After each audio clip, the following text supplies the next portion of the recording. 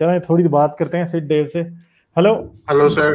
मैं कह रहा था अभी जो बंदा आया था नोवन, जो कह रहा था कि इस्लाम की इनिशियली जो कैरन आर्मस्ट्रॉन्ग की बुक है एंड ऑल, मेरे ख्याल से इनिशियली तो आई डोंट नो, इनिशियली तो मुसलमानों ने कन्वर्ट करना नहीं स्टार्ट किया था। आई थिंक ईरान जब उन्होंने कॉन्कर किया था तो उस टाइम तो कुरान का सर्कुलेशन तो I think end of 7th century early 8th century में स्टार्ट हुआ है। वरना क्योंकि मैं पढ़ रहा था एक बार ये इरान के इन्वेजन के बारे में भी, ईरान भी कॉन्कर करने के बाद ये लोग इनिशियली इस्लाम को अपने अरब्स के सुपीरियरिटी में ही रखते थे, अरब्स के बीच में लिमिटेड रखते थे। मगर वो मसला ये है कि उस टाइम ये इस्लाम था भी नहीं ना, रिलीजन ही और था ना असल में। मोहम्मद जो है वो बड़ी देर से एंटर होता है, मोहम्मद एंटर भी हो जाता है तो उसके बाद भी Muhammad is not the only prophet और the prophet, the final prophet और the biggest prophet, the greatest prophet वो भी नहीं था मोहम्मद। ये बड़ी देर बाद जाके फिर बातें इस तरह शुरू होती हैं, आहिस्ता आहिस्ता फिर आगे निकलती हैं चीजें। नो आई एग्री क्योंकि मुझे नहीं पता, आपने पढ़ा है कि बर्मिंघम कुरान मैन्युस्क्रिप्ट और समथिंग जो जिन्होंने उसको डेट किया था, दे वर सेइंग कि it was quite near around 650 और something. I don't know how accurate that is, लेकिन हो सकता है कि मुझे तो पता है कि बर्मिंघम वाला कुरान तो इस्लाम से पहले का निकल आया है, मगर उससे कोई फर्क नहीं पड़ता ना। क्यों नहीं पड़ता? उसकी वजह सिंपल सी है, क्योंकि आप पार्चमेंट को डेट करते हैं रेडियोमेट्रिक डेटिंग के जरिए, कार्बन डेटिंग के जरिए। आप स्याही की या कब लिखा गया ये डेट नहीं कर सकते, ठीक है। एक तो बात यह है कि वो कूफिक स्क्रिप्ट में है, ठीक है। कूफिक स्क्रिप्ट का हमें पता है कि वो इस्लाम से तकरीबन 70, 80, 90 साल बाद कहीं जाके बनता है, ठीक है, समझे आप। तो इसलिए वो तो नहीं हो सकता कि ये जो है ना, ये जो स्क्रिप्ट है ये जो है इस्लाम से पहले एग्जिस्ट करता था, क्योंकि कूफिक स्क्रिप्ट इस्लाम से पहले एग्जिस्ट नहीं करता था। दूसरी बात जो बड़ी मेन है समझने वाली, वो ये है कि Arabic was not a written language. ये बात सबसे इंपॉर्टेंट है। अरेबिक में इस्लाम से पहले हमें शायद कोई 2 लाइन्स की 20 वर्ड्स 10 वर्ड्स के सेंटेंसेस मिल सकते हैं, मगर कभी भी जो है ना वो ये एक बुक्स वाली रिटन लैंग्वेज नहीं थी, ठीक है। वो सेंटेंसेस कैसे मिलते हैं? वो रॉक इंस्क्रिप्शंस की शक्ल में मिलते हैं बस। और वो भी जो स्क्रिप्ट है वो बेसिकली सीरियक से इंस्पायर्ड स्क्रिप्ट है, जिसके अंदर हमें शुरू में अरबिक मिलनी शुरू होती है। अब दूसरी बात यह है कि पार्चमेंट जिसके ऊपर लिखा है बर्मिंघम वाला कुरान, वो बेसिकली एक हिरन की खाल है, हिरन का चमड़ा है। अब जाहिर बात है कि वो हिरन का चमड़ा अगर उस वक्त से लेके आज तक सरवाइव कर रहा है, तो क्या वो मोहम्मद से 1 सदी पहले से लेके मोहम्मद से 2 सदी बाद तक उस पर लिखाई नहीं हो सकती थी? डेफिनेटली हो सकती थी। इसलिए Birmingham Quran does not prove कि जी Quran is accurate, it raises more questions कि हाँ भाई। और बात यह है कि वो आज के कुरान से इंटायरली मिलता भी नहीं है, उसमें कुछ डिफरेंसेस आपको पाए जाते हैं। मगर हमें यह पता है कि जिस स्क्रिप्ट में वो लिखा है, जो वर्जन उसकी मिलती है आयतों की और बाकी चीजों की, दैट इज ऑलमोस्ट कोई इस्लाम से 2 सदियां बाद, 1.5 सदी बाद की बात है मोहम्मद की तरफ। हाँ, आई थिंक जो इस्लाम जैसे अभी है, जैसे अभी प्रैक्टिस होता है, वैसा इस्लाम तो आई थिंक सो पहले इनिशियली 100 years में वैसा था ही नहीं। डॉक्ट्रिन्स धीरे-धीरे फ्रेम हो रही थी। देखें, ये अपने आप को मुसलमान नहीं कहते थे, ये अपने आप को महाजिर कहते थे, ठीक है। महाजिरून ये अपने आप को कहते थे, और जिस मजहब का नाम लिया जाता है उसे अरब में महाजिरून मजहब कहा जाता है। वहां कई जगह पे क्रिश्चियन हिस्टोरियंस, जूइश हिस्टोरियंस लिखते हैं, जैसे जेकब द प्रेसबाइटर है, फिर एक और है बंदा, वो लिखते हैं जो कि पैलेस्टाइन के एरिया में और सीरिया के एरिया में हिस्ट्री लिख रहे थे। वो 3 किस्म के लोगों की बात करते हैं, जूज, क्रिश्चियंस एंड महाजिरून। 3 किस्म के लोगों की बात करते हैं, तीनों को वो डिस्टिंक्ट रिलीजन बताते हैं। और जब महाजिरून बात करते हैं दूसरों के साथ, तो महाजिरून ऐसा एक जूश जूडाइज्म का सेक्ट में महसूस होता है जो कि क्राइस्ट को भी मान रहा है और जो यहूदियों की सिर्फ और सिर्फ तौरात की किताबों को मान रहा है, बाद के किसी नबी के किसी सहीफे को वो नहीं मान रहा, ठीक है। क्योंकि अब्दुल मलक जो था बादशाह, जिसने मतलब खलीफा, जिसने इस्लाम, कुरान और डोम ऑफ रॉक बनवाया, मस्जिद अक्सा बनवाई, वो जो है उसका भाई अब्दुल अजीज जो था वो मिस्र का गवर्नर था।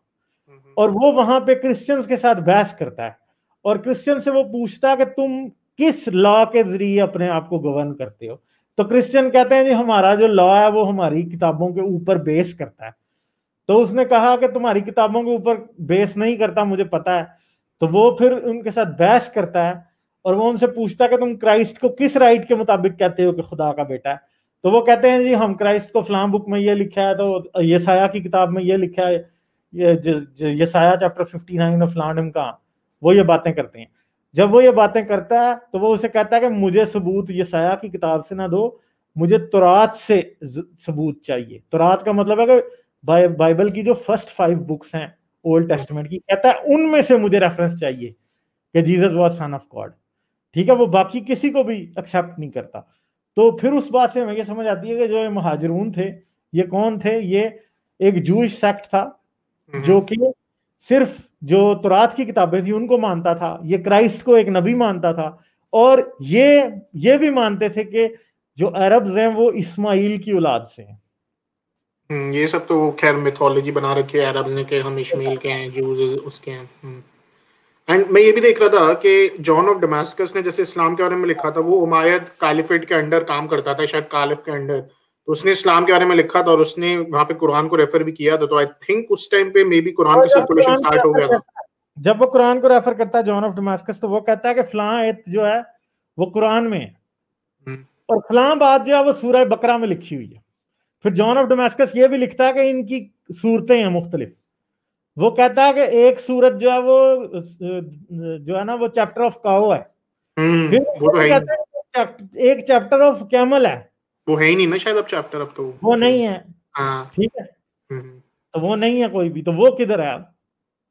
इवन कि वो ऐसी भी कुरान ऐसे भी चैप्टर्स की बात करता है जो कि है ही नहीं है कुरान में आज। और वो सिर्फ ये इसकी ही बात नहीं करता, वो औरों की भी बात करता है, मेरे ज़हन में नहीं है, मगर वो उनको ये भी कहता है जब वो इनसे बहस करता है। ठीक है, जॉन ऑफ डमास्कस और फिर जेकब द प्रेसबाइटर है, ये 2 बंदे हैं जो कि इनसे बहस करते हैं। जेकब द प्रेसबाइटर लिखता है, या ये जॉन ऑफ डमास्कस ही लिखता है कि जी फलां बात कुरान में लिखी है, फलां बात सूरह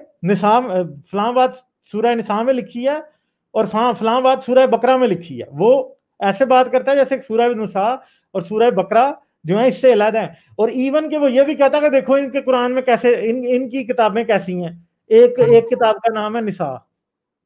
ठीक है, वो ये भी बात करता है। तो मतलब अब ये सारी बातें ऐसी हैं कि उससे पता लग रहा होता कि कुरान जो था अभी कोई एक बुक की फॉर्म में, एक फिक्स्ड जो था ना वो एक लिटरेचर नहीं था, अभी उसमें चीजें अंदर डालनी बाकी थी। इवन के सूरह निसा, हाँ, कुरान के अंदर मैंने ऑब्वियसली, मुझे उर्दू तो पढ़नी आती नहीं है ना, मुझे अरबिक आती, मैं तो इंग्लिश ट्रांसलेशन पढ़ रहा था, तो उसमें ऐसा भी लगता है कि कुरान में जैसे हर जगह ना राइम करने की कोशिश की जाती है, जैसे ऑल नोइंग ऑल वाइज बार बार ऐसे बोला जाता है। तो ऐसा लगता है कि कोई 3-4 लोगों की कमिटी थी या किसी लाइव थिएट्रिकल परफॉर्मेंस में इसकी वर्सेस कंपाइल की जाती थी और ये लोग बेसिकली एंड में राइम करने की कोशिश कर रहे हैं ताकि हर चीज को राइम किया जा सके। और इसको पढ़ के भी ऐसा लगता है कुरान को कि आई थिंक कोई ऑर्डर मिला था कालिफ से कि भाई ये अगले हफ्ते तक चाहिए, 2 हफ्ते तक चाहिए, तो जो भी बंदा इकट्ठा कर सकता था। बात ऐसी है कि कंपाइल इसको बहुत हरिडली किया गया, जो भी इसकी फाइनल कंपाइलेशन है ना वो ऐसे है जैसे जल्दी में की गई है, इसके पीछे कोई चढ़ा हुआ था कि भाई कर दो। ठीक है, और एकदम बस इनको फिर करनी पड़ गई और इन द एंड क्या हुआ वही हुआ जो हमें नजर आता है। तो फिर उसी से फिर ये पूरे एम्पायर में फैलाई गई और कॉपी की गई और उसी से फिर इसका पूरा circulation all over the world start हुआ है धीरे धीरे जैसे गई है। क्योंकि जब तो मेरे हिसाब से इस्लाम जैसे अभी है, that probably took shape sometime around 9th century I guess, 750 के बाद से पूरे एक्चुअल इस्लाम जैसे हम आज देखते हैं वैसे टाइप का इस्लाम 750 उमायद कैलिफेट के कोलैप्स के बाद एक्चुअल में स्टार्ट हुआ है। क्योंकि इनिशियली जब मोहम्मद बिन काजिम और ये सब जब इंडिया में भी इन्वेड करते थे, वो इनिशियली ठीक है उनको मंदिर तोड़ देते थे, बट आई डोंट थिंक कुछ इनिशियली कन्वर्जेंस वो एटलीस्ट वो स्लेव ले जाते थे उठा के लड़कियों को, ये सब करते थे, लेकिन कन्वर्जन नहीं हो रहे थे।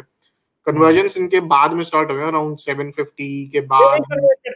पहले ये बिल्कुल उसी नमूने पे चल रहे थे कि जैसे यहूदी जो है वो सिर्फ are the sons of Israel और द प्रॉफिट जेकब याकूब, तो ये भी जो थे ये भी सारे इस्माइल की नस्ल वाले थे बस सारे। ठीक है, ये बात है। तो ये तो खैर, ये तो मुझे लगता है हर बंदा जो भी अपना रिलीजन इन्वेंट करता है ना, हमेशा रिलीजन को लोकलाइज करता है। जैसे ये जो वो जो बंदा था, ये जो अहमदीज का मिर्जा गुलाम अहमद, खैर वो भी एक फ्रॉड ही है।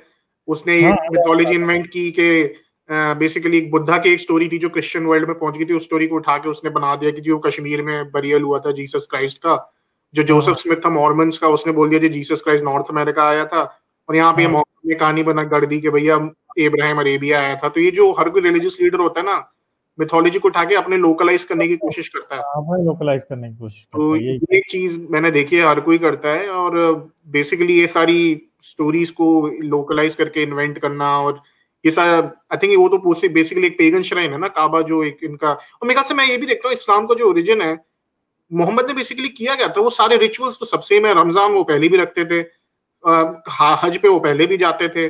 कुछ वहां पे लोकल लोग थे जो बिलीव करते थे कि इब्राहिम, मोहम्मद ने बेसिकली 20 के बीच के वो 300 देवी देवता ही तो हटाए। अल्लाह तो पहले भी सबसे सुप्रीम गॉड था उनका, उसने बीच के 300 गॉड उठाए, उसको एक इब्राहिम के गॉड के साथ मिक्स कर दिया कि हम जी।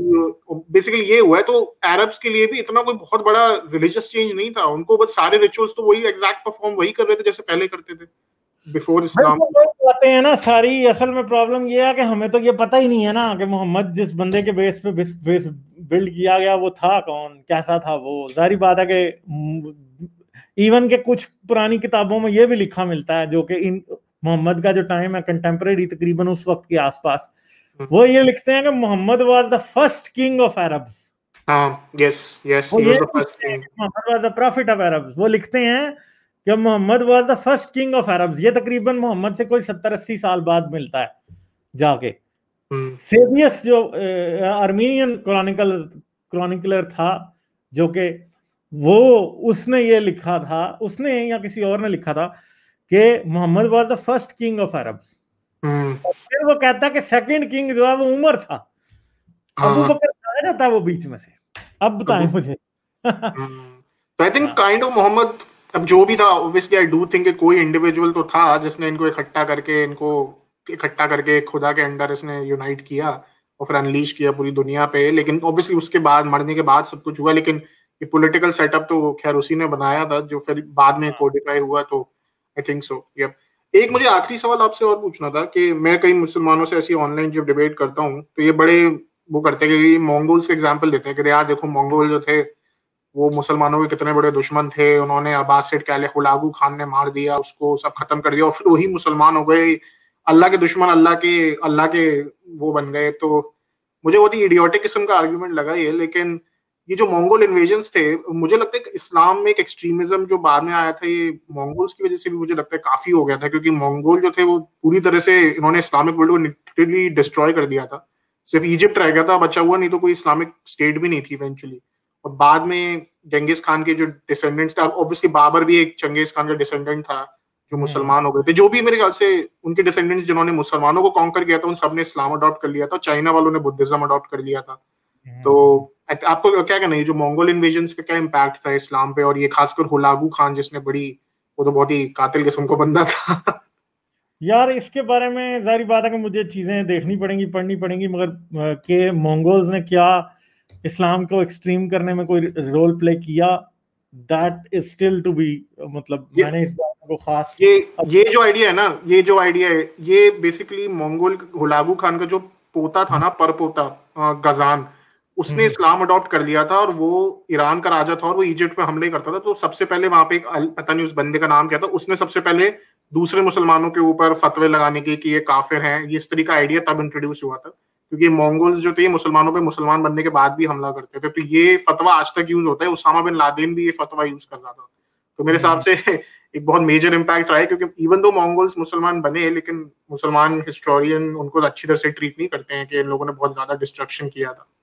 तो मेरे ख्याल से मंगोल इन्वेजन का बहुत मेजर रोल है इनडायरेक्टली, कि उन्होंने इस्लाम में ये जो नए फतवे आए थे कि दूसरे मुसलमानों को भी आप काफिर डिक्लेयर कर दो, और फतवे निकाल के उनको इन्फिडेल्स डिक्लेयर करो, ब्लास्फेमी, और ये सारे ये मंगोल्स के इन्वेजन के रिस्पॉन्स में आई थी ये सब चीजें। तो मेरे ख्याल से इस्लाम को एक्सट्रीम करने में मंगोल इन्वेजन का भी बहुत बड़ा रोल प्ले हुआ है। हाँ बिल्कुल, मैं समझ सकता हूँ, but I wouldn't be able to comment, क्योंकि मैंने इस बारे में पढ़ा नहीं है। ठीक है, तो definitely I would have to read, then I would be able to comment.